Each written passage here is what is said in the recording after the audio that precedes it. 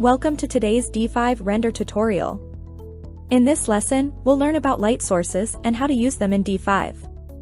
We'll continue using this 3ds Max model, but first, let's take a look at the 4 types of lights. Point lights. They work just like the sun, emitting light in all directions. You can add them to the scene by pressing the shortcut key, 1, or you can find them by using Add Lights. Click on it and you'll see all the axes, X, Y, and Z surrounding the light. Click and hold one of the arrows and drag the light source in that direction to move it along the X, Y, or Z axis. In D5, you can press V to toggle between the Scale tool and the Move and Rotate tool. You can use the Scale tool to scale things up or down. Hold Shift and drag along the axis to copy the model or light source in the direction of the arrow. Or you can select the object, then press Ctrl D to copy it. To copy multiple objects, hold Ctrl and use the left mouse to select all the objects you need. If you want to group these objects, press Ctrl G, and a group will be created in the object list. Press Ctrl Shift G to ungroup them. Click and drag the square in between to move the light freely in the scene. That should help you correctly place light sources, so let's look at the light parameters. They're here on the right sidebar. Here is where you can adjust the intensity and attenuation radius of the lights. These parameters have a default maximum value, but if they are not high enough for you, you can enter a higher one. Attenuation radius controls how far the light spreads out, and only objects within this range will be illuminated. You can also enter a value higher than the default one for the attenuation radius. The light source radius affects the softness of shadow edges or fall off. The larger the value, the softer the edges will be, and vice versa. It has a maximum value of 10 and does not support entering a higher one. Visible in reflection controls whether or not the light source appears in material reflections.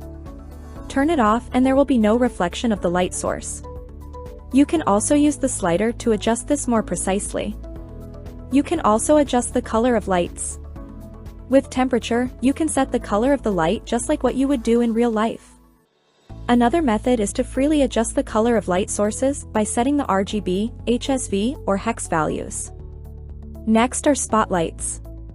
Many of the parameters are the same as for point lights, so I'll skip the ones mentioned before. Applying IES files. An IES file is an industry standard data file that describes the distribution of the light data measured in the real world. You can use any of the 6 built-in IES files in D5 or click Customize IES to add an IES file of your own. The cone angle is also adjustable. It controls the cone angle of the light coming from the spotlight. D5 also has strip lights and rectangular lights. They are both in fact rectangular lights. The only difference is with their initial parameters. A strip light is a rectangular light with a large initial aspect ratio and a specified barn door length. A rectangular light is a planar light with an equal initial length and width, and a barn door length of 0. The difference between both light sources lies in the values of the barn door parameters, which can be adjusted with the slider. The barn door angle is the angle between the imaginary barn door plate and the direction of the light's normal with values, ranging from 0 to 90 degrees. With a relatively small barn door angle and a greater barn door length, you can see that the rectangular light looks a lot like the kind of light used in a photography studio. Give these a try yourself. We've covered all the types of light sources available in D5. Now I'll show you how to create the lights. If it's a daytime scene you're wanting to create, artificial lights will often be used as supplementary lighting. You can add a rectangular light for each window and scale it up or down. I tend to make it a little larger than the window and have it maintain some distance from the window. Next is setting the light's color. You can refer to the parameters I'm using here. When all your lights are in place, group the supplementary lights for each window. Let's say we have 4 windows on 4 walls in this room, then there will be 4 groups of lights in the object list. This is so we can adjust the lighting for each window separately.